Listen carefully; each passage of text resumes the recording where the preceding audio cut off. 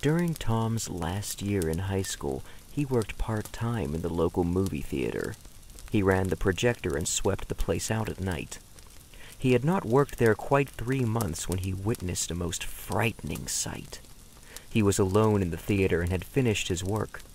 He was about to walk down the aisle and check the fire exit to make sure it was locked, when something passed behind the screen, carrying what seemed to be a lantern. He stopped dead still and watched the figure walk across the stage and disappear on the other side. He was too frightened to follow, so he made his way cautiously to the ticket booth and telephoned the police. He then called his employer and reported an apparent burglar. She told him to wait outside until she got there.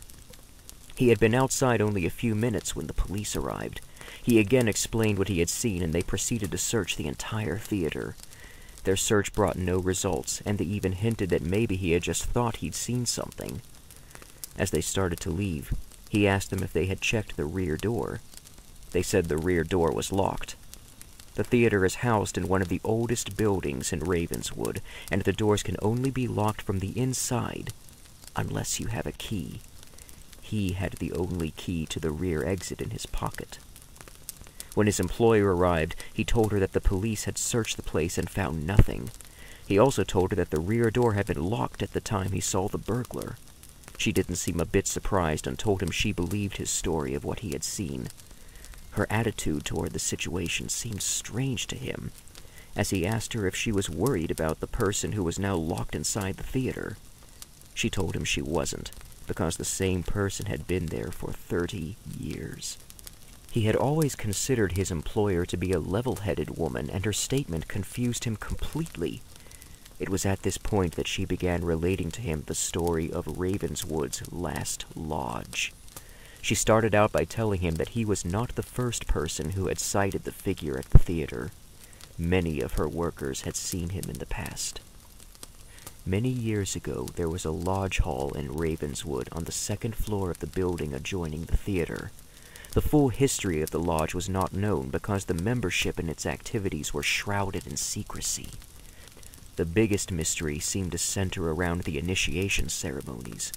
Prospective members were expected to stay all night in the attic of the lodge. It is not certain exactly what went on during the night, but it is known that many men refused to stay in their confinement for the full length of time. There was even an attempt to evict the group, but their lease was legal and binding. The order came to an abrupt end when the building was gutted by fire one night during an initiation. All the members escaped but one. The man in the attic, where the fire is believed to have originated, was not found. No legal proceedings could be brought against the group or its leaders because of lack of evidence. The building has since been restored, but the lodge has never again held a meeting. He asked his employer if she believed the figure he had seen to be the man lost in the fire. She told him she was sure of it. She explained that before the fire, the buildings had been connected instead of being separated as they were now by a brick wall. She also told him that there were still a few passages that connected the buildings. He asked her if she had ever seen the figure herself, and a look of pain came over her face. She said she had, many times.